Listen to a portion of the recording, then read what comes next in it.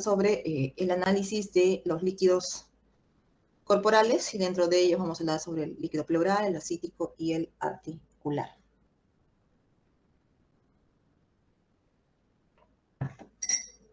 Bien, chicos, bueno, todos los líquidos corporales pues, están contenidos entre cavidades, ¿no? Y las cuales, ¿no? Pueden estar recubiertas por membranas serosas, ¿no? Parietal, visceral. Aparte, ¿no? Influye mucho la conformación de los vasos linfáticos, la integridad de los capilares, ¿no? Para la producción, ¿no? Y la absorción de estos líquidos corporales.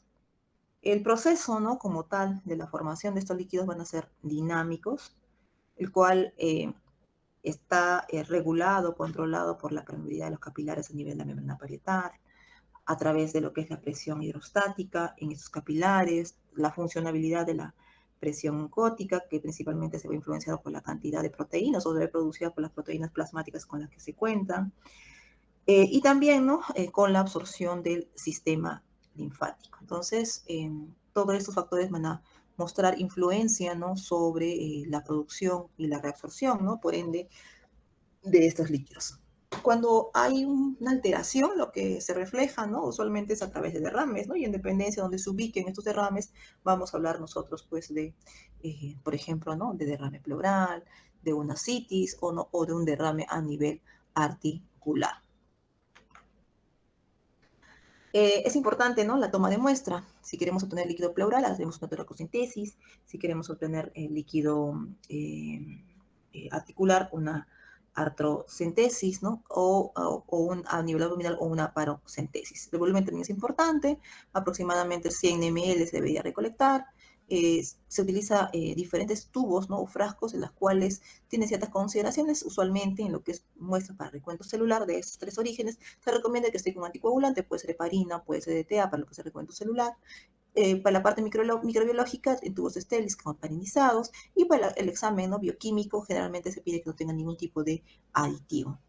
Todo con la finalidad, ¿no? En el contexto de estos tres, ¿no? Líquidos serosos, de poder hacer una diferenciación entre lo que es un exudado o un trasudado, ¿no? Al final, el exudado como tal es indicativo de un sinfín de enfermedades y el trasudado también, ¿no? A partir de ahí empezar a sospechar frente a qué me encuentro, ¿no?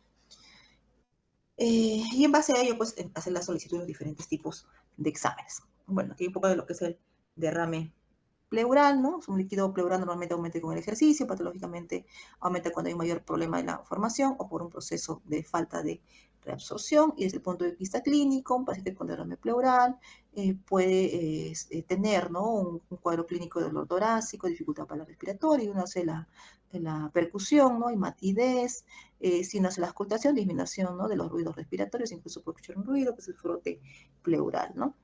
Bueno, les indiqué, ¿no? El procedimiento por el cual se obtiene el líquido pleural, es lo que es posible que se nos conoce como toracocentesis. Hay que tener en cuenta que el derrame pleural no es una enfermedad, es una manifestación patológica de un cuadro clínico, por ende es un signo. Bueno, ¿para qué te sirve, no? Para poder clasificar en exudado y trasudado, ¿no? Y a partir de ello tú podrías hablar, por ejemplo, ¿no? Trasudado, una insuficiencia cardíaca, una cirrosis hepática, una hipoproteinemia, un síndrome nefrótico, o un exudado, ¿no? Una infección bacteriana, tuberculosis, cáncer, ¿no? Linfoma, una enfermedad reumática, ¿no? Podría estar asociada. Dentro de lo que es el examen de laboratorio en un líquido pleural, independientemente si es exudado o trasudado, lo primero que tenemos que hacer es pues, valorar las características, ¿no? Del líquido, el aspecto. Normalmente, un líquido pleural es transparente, ¿no? Y se asemeja a un líquido transudativo, o las características normales se asemejan al líquido transudativo. Suele tener color amarillo pálido, no tiene formar coágulo, a diferencia, ¿no? De un exudado, donde podemos ver el aspecto turbio. Este turbio no puede relacionarse con la presencia de leucocitos, ¿no? Y nos puede indicar, ¿no? Indirectamente que estamos frente a una infección bacteriana. Un color o la presencia, ¿no? Sanguinolenta, ¿no? Puede ser sugerente a un hemotórax, algo traumático, como un daño de la membrana tras el proceso de la aspiración, o puede ser, ¿no? Que efectivamente haya un hemotórax como consecuencia, ¿no? De un gran trauma, o que simplemente, ¿no? Se asocie, ¿no? A una neoplasia. El color o el aspecto lechoso, ¿no? Puede ser sugerente de un quilotórax, ¿no? O un pseudo quilotórax. El aspecto o un color verdoso, ¿no?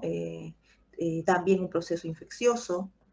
La presencia de coágulos, ¿no? Nos habla pues de un proceso inflamatorio.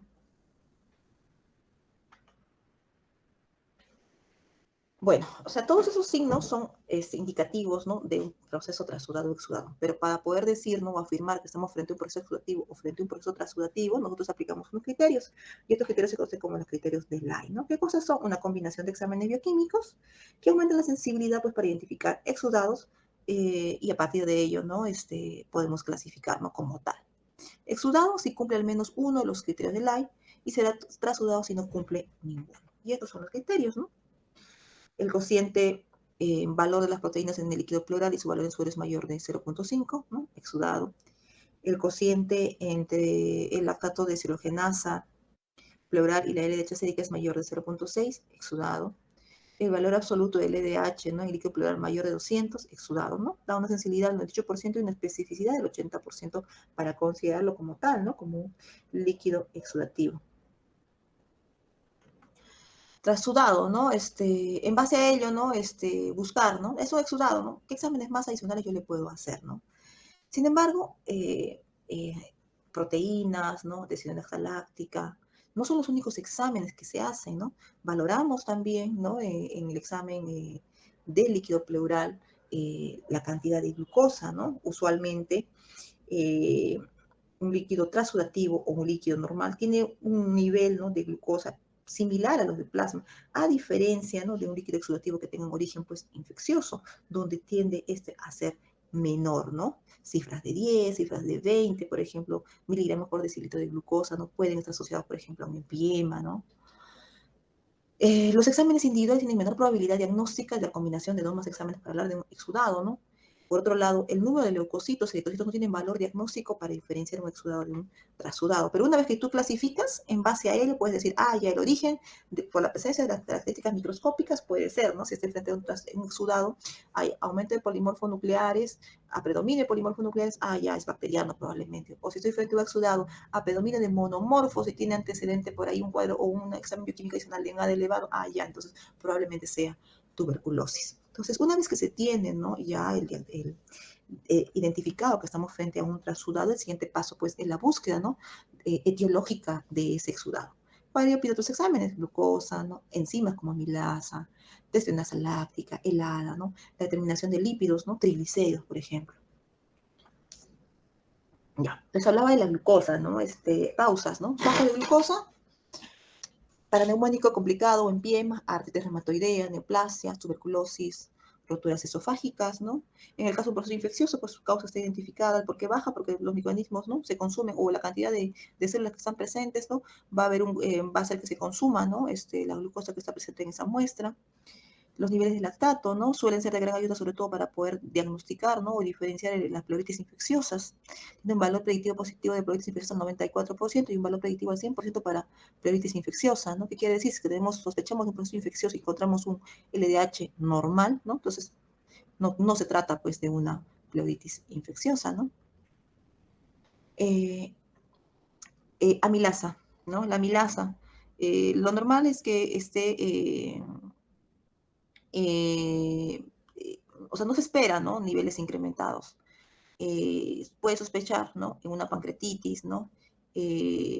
O una rotura esofágica o una neoplasia cuando se encuentra, ¿no? 1.5 a 2 veces más sobre el nivel del suero. La deshidratación láctica, disminución, resolución del proceso inflamatorio, incremento, pues suele estar asociado a mal pronóstico. La medición del pH, ¿no? Tiene menos precisión diagnóstica para derrames paraneumónicos, disminuye como resultado del aumento de la producción de ácidos, ¿no? Por las células de líquido, ¿no? Y por las bacterias. Puede darnos información pronóstica, sobre todo en procesos malignos. Un pH menos de 7.3 sugiere una enfermedad avanzada y mayor probabilidad de encontrar células malignas. Y si yo tengo el diagnóstico ya de un derrame paraneumónico, un pH, el pH nos puede indicar el manejo de ese derrame, ¿no? Si el pH es mayor de 7.30, entonces ya se verá con el tratamiento médico. Si este pH es menos de 7.20, me indica que el derrame paraneumónico es complicado y amerita un procedimiento de drenaje, ¿no? pH, encontrar pH por debajo de 6 puede ser significativo de rotura esofágica. ADA, ¿no? El ADA es fundamental para poder diferenciar la etiología de esa linfocitosis presente en esa muestra. Su análisis pues tiene mucho interés cuando sospechamos de un origen tuberculosis de ese derrame de líquido pleural, ya que la enzima 2 es producida pues por los linfocitos. Valores de 45 unidades por litro tiene una sensibilidad para tuberculosis al 97%. También hay que pensar que no solamente es específico, ¿no? El ADA para tuberculosis, linfiemas, leucemias, linfomas, mesoteliomas, se han encontrado niveles incrementados de ADA. Sin embargo, tiene un nivel valor predictivo negativo alto para lo que es tuberculosis, ¿no? Su sensibilidad de 80-100% y una especificidad de 85 al 95%.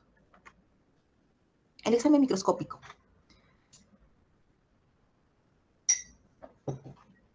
Ya. Dentro de lo que es el examen microscópico, en un líquido pleural, valoramos leucocitos, identificamos la presencia de matías u otro hallazgo de otras células. Nuevamente, no me diferencia trasudado exudado, ¿no? Pero una vez identificado, si es un trasudado exudado, me permite analizar o hacer unidad, ¿no? De la presencia de estas células. En un proceso infeccioso estará predominio polimorfonucleares. Encontrar hematíes, ¿no? Mayores a 100.000, ¿no? En infartos, en embolias, en traumatismos. Determinar el nivel de hematocrito presente, ¿no? Cuando yo me encuentro frente a una muestra, como vamos en imagen, ¿no? Sanguinolenta, superior al 50% del sanguíneo, indicativo de hemotórax. Encontrar células mesoteliales que suelen corresponder a las membranas que revisten, ¿no? A las cavidades serosas, tienen múltiples, ¿no? Patologías a las que se pueden asociar. Sin embargo, ¿no? Las más representativas son la tuberculosis, la artritis reumatoidea o el empiema. El examen microscópico, ¿no? Trasudado, usualmente el mismo tipo celular que el líquido pleural normal. ¿Qué podemos encontrar? Linfocitos al 100%, usualmente un 10% puede haber predominio de polimorfonucleares sin significado clínico, causas, ¿no? Insuficiencia cardíaca, congestiva, hiperproteinemia. Un líquido exudativo, ¿no? El tipo celular suele ser polimorfonucleares, más del 50% de componente de respuesta inflamatoria, derrames paraneumónicos, abscesos sufrénicos, tuberculosis, lupus, ¿no? O con presencia de linfocitos, tuberculosis, neoplasias, ¿no? O la presencia de eosinófilos, parásitos, hongos, reacción medicamentosas, ¿no? Neumotórax. ¿Qué estudios más podemos hacer? Estudios microbiológicos, ¿no? Cómo se emite tinción gram, ¿no? Cocos positivos, bacilos, ¿no? Gram negativos, ¿no? O al revés, ¿no? Gram positivos. La tinción de Sil-Nielsen, ¿no? Para valorar tuberculosis o el bacilo acerco-resistente, que el cual tiene una sensibilidad del 10%, ¿no? Para tuberculosis. Puede hacer cultivos para micobacterias, ¿no? Con una sensibilidad del 30% y la biopsia, ¿no? Para micobacterias hasta el 75%. Cultivo para hongos, ¿no? En histoplasma. Pese a todos los estudios, muchas veces un 20% de los casos se quedan sin diagnósticos. Algo llamativo, ¿no? Algo que nos llama la atención durante el examen o durante un proceso de toracocentesis o un líquido pleural es ese líquido que es lechoso, ¿no? Como una leche condensada. Ese líquido lechoso, ¿no? Puede ser bien de origen pseudoquiloso o quiloso o simplemente, ¿no? Puede significar, ¿no? Un proceso infeccioso. Y que la macroscopía, ¿no? No nos permite hacer esa diferenciación. Y para eso, pues hay que pedir otra serie de exámenes para poder diferenciar, ¿no? Si se trata de un derrame quiloso o pseudoquiloso versus un empiema. Desde la macroscopía solamente vamos a ver líquido lechoso. La centrifugación de la muestra sí nos podría quizás ayudar, ¿no? En un empiema, por ejemplo, va a haber un sobrenadante. En cambio, un líquido con derrame quiloso o pseudoquiloso va a ser siempre, por más centrifugación que se le haga a la muestra, va a adoptar esa característica lechosa. ¿Cuáles son esos orígenes, ¿no? De estos derrames quilosos o pseudoquilosos? Obstrucción por linfoma o carcinoma traumática, de causa congénita, por ejemplo, un quilotórax congénito, en los derrames pseudoquilosos asociados a tuberculosis, artritis, ¿no? O mixedema. Y aquí vemos las características, ¿no? Un líquido quiloso, ¿no? Suele aparecer súbitamente, a diferencia de un solo quiloso que va pasando o va apareciendo conforme van pasando los días de estar en el proceso, ¿no? Que te lleva a llevar ese líquido pseudoquiloso. Pues tiene un aspecto lechoso, ¿no? El examen microscópico, ¿no? En el quiloso vamos a encontrar linfocitosis, en la pseudoquiloso cristales, una reacción celular mixta, y sí ayuda mucho en la determinación de triglicéridos, ¿no? ¿Cuánto es la presencia de triglicéridos? Para un líquido quiloso, ¿no? Estas suelen ser mayores de 110, en cambio para un pseudoquiloso menos de 50. Podemos una electroforesis de proteínas, vamos a encontrar presencia de kilomicrones en un quiloso y un pseudoquiloso ausencia de kilomicrones. Ahora vamos a hablar del líquido peritoneal. Normalmente, ¿no? Nosotros vamos a encontrar hasta 50 mililitros, ¿no? De líquido en ese espeso virtual que se conoce como peritoneo. También su producción, ¿no? De este líquido va a depender mucho del ultrafiltrado del plasma, en el cual depende de la permeabilidad vascular, la fuerza hidrostática y también la presión oncótica. Hablamos de ascitis, ¿no? A la existencia de líquido libre en la cavidad peritoneal que supere los 200 mililitros y aproximadamente la mayoría, ¿no? De los pacientes que usan ascitis tienen, ¿no? Como etiología a una enfermedad hepática o relacionado, ¿no? A un proceso, por ejemplo, neoplásico podría ser. Para poder valorar, ¿no? Una ascitis es importante, ¿no? La historia clínica. Riesgo de enfermedad hepática, ¿no? Alcoholismo, drogadicción, tatuajes, transfusiones. Y en el hallazgo clínico, ¿no? Podemos encontrar estas arañas vasculares, ¿no? Significativos de una falla hepática. Uno percute la zona abdominal, vamos a encontrar matidez, menucino que se asigna de positivo, la circulación, ¿no? Colateral. Procedimiento por el cual se obtiene líquido acítico a través de la paracentesis. Aquí también es importante determinar si es que estamos frente a un exudado o si es que estamos frente a trasudado, ¿no?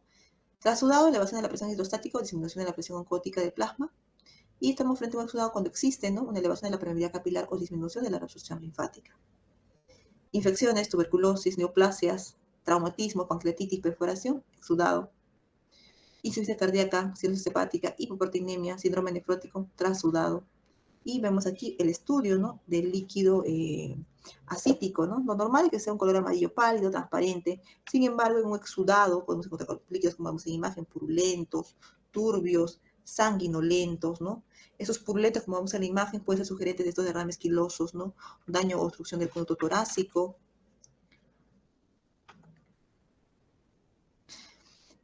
Así como existían los criterios de Lai, ¿no? Para poder determinar si estamos frente a un exudado o a un trasudado, aquí tenemos también que valorar la gradiente, ¿no? La gradiente de la lúmina para poder clasificar estos trasudados de estos exudados.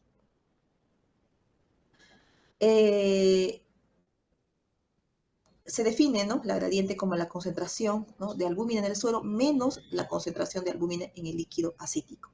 La gradiente de albúmina, ¿no? Si es mayor a 1.1, existe hipertensión portal, es decir, trasudado, o si es menos a 1.1, no existe hipertensión portal, es decir, exudado. Puede existir ascitis con enfermedades intercurrentes, ¿no?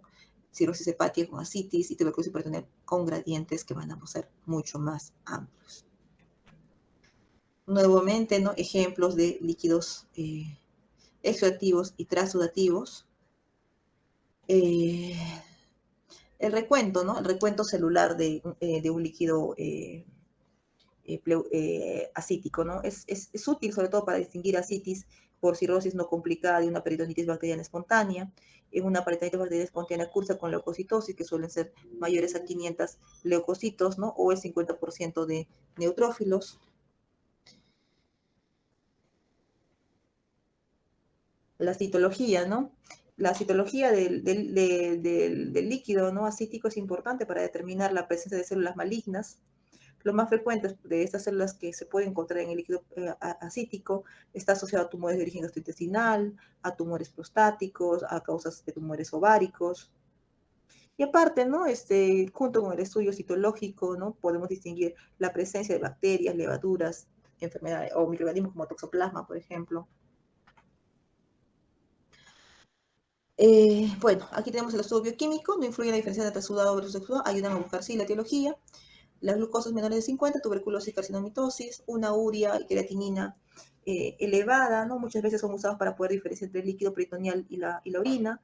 Una creatinina y una urea elevada junto con la elevación de urea en el suero, con una creatinina normal, indica pues una rotura vesical. Los niveles de bilirrubina, ¿no? El líquido acítico mayor a 6, ¿no?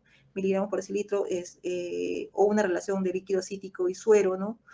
Mayor a 1, van a sugerirnos un cole peritoneo por rotura biliar. Una relación mayor a 0.6, ¿no? Es un marcador adecuado, ¿no? Para que nos indica, ¿no? Un proceso exudativo. El pH también, ¿no? Una gradiente del pH sanguíneo, ¿no? Y pleural mayor mayor a 1, ¿no? 0.1 tiene una sensibilidad y una especificidad del 90% para una peritonitis bacteriana espontánea. Sin embargo, hay que tener mucho cuidado al momento de interpretar el pH, ¿no? Ya que en ausencia de neutrófilos es inútil, ¿no? O no tendría validez determinar este pH o no se ayudaría mucho a determinar la peritonitis bacteriana espontánea. Se ha apreciado niveles de pH bajos en una citis asociado a cánceres, en una citis de origen pancreático, ¿no? O una peritonitis tuberculosa. El dosaje de lactato, ¿no? Junto con el pH se usa para diferenciar también la peritonitis bacteriana espontánea de las citis sin complicaciones. También, ¿no? Se eleva, ¿no? En ascitis neoplásicas, ¿no? O cuando el origen es tuberculoso. La amilasa, ¿no? La amilasa suele ser similar al sanguíneo. Si es más de 3 veces del suero, es buena evidencia de la citis relacionada con como consecuencia de una pancreatitis o un pseudoquiste pancreático, la resonancia láctica, ¿no? Una relación entre el líquido y el suero mayor a 0.6, una neoplasia con una sensibilidad y especificidad del 80%. Principalmente a los neoplasias que se han asociado son las carcinomatosis peritoneales, ¿no? Un hepatocarcinoma. El HADA, ¿no? Tiene alto valor predictivo negativo para lo que es tuberculosis. La tinción Gram, ¿no? Para valorar qué cosas, si son bacterias, si son cocos, bacilos, ¿no? La tinción sin Nielsen, ¿no? Para búsqueda de bacterias acidocorresistentes, tinción sin Nielsen con una sensibilidad menor al 20%, cultivos, ¿no? Bacterianos, sensibilidad del 50%, para microbacterias igual al 50%, la biopsia en cultivos, una sensibilidad del 70%, ¿no? Para poder identificar al microorganismo. Y por último, el líquido sinovial. El líquido sinovial, pues, es un dializado del plasma que van a tener, pues, sustancias que son llevadas o secretadas a niveles de articulaciones. ¿Cuál es la función, no? De este líquido sinovial? Lubricar las superficies articulares, nutrir el cartílago y aparte no ser un medio de transporte de nutrientes. La cantidad de líquido va a variar de persona a persona. Hablamos de mililitros, ¿no? O pueden incluso ser gotas. Aproximadamente en rodillas de 3 a 4 mililitros. ¿Para qué analizamos, no, el líquido sinovial? Porque nos da el origen o nos confirma a lo mejor una sospecha diagnóstica, nos puede graduar la intensidad del proceso inflamatorio y aparte, ¿no? Nos evalúa, ¿no? Si en caso ya hemos identificado una enfermedad, es que está respondiendo o no está respondiendo frente al tratamiento.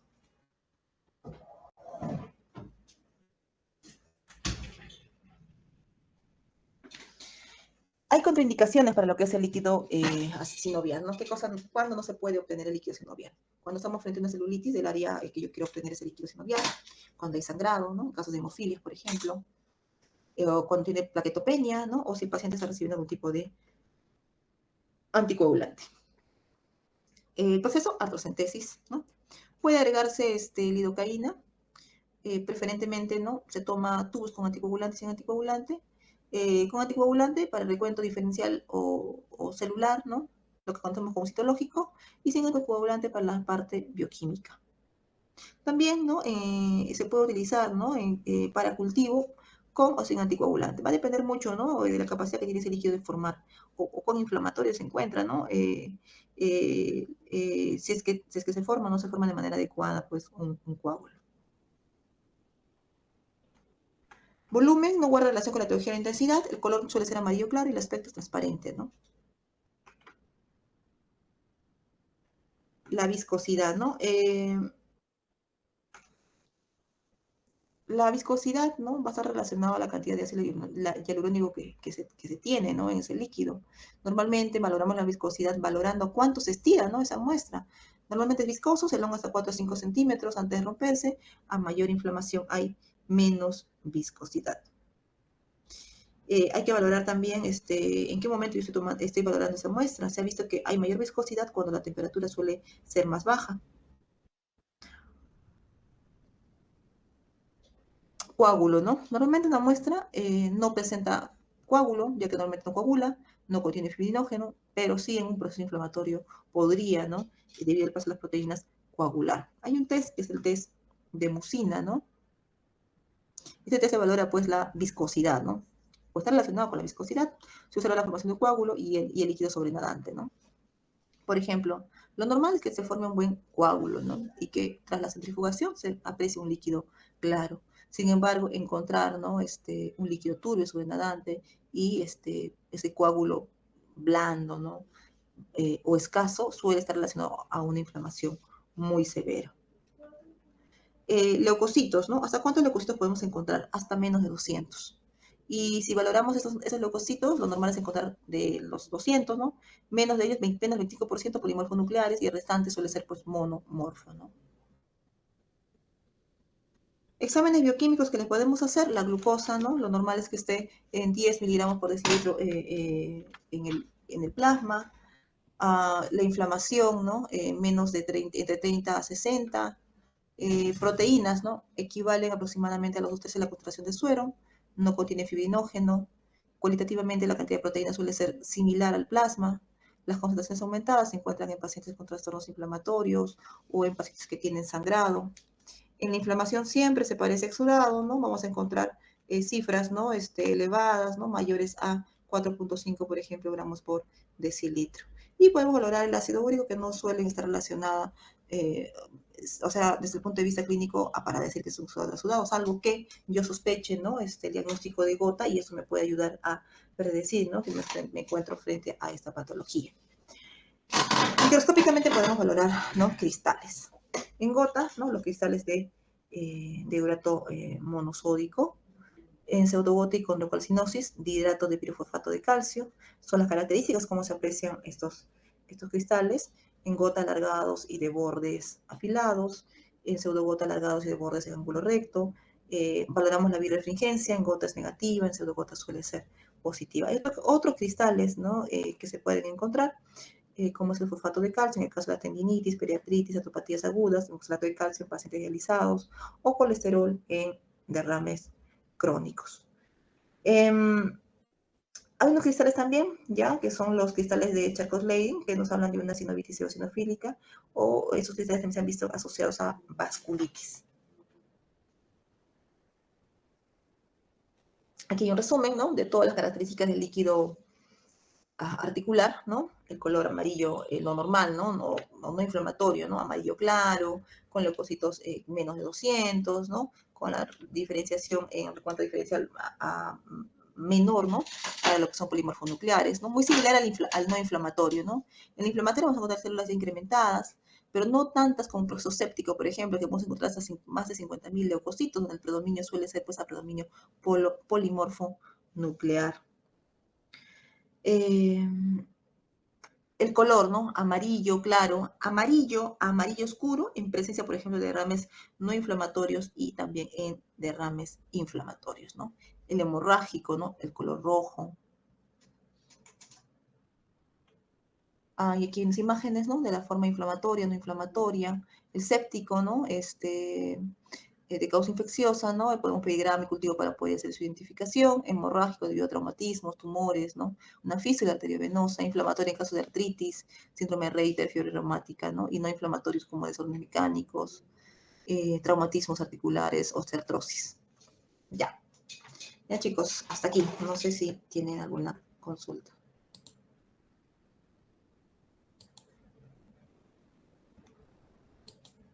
Todo claro, doctora. Ya. Todo claro. Jóvenes, hasta aquí dejamos la actividad en todo caso.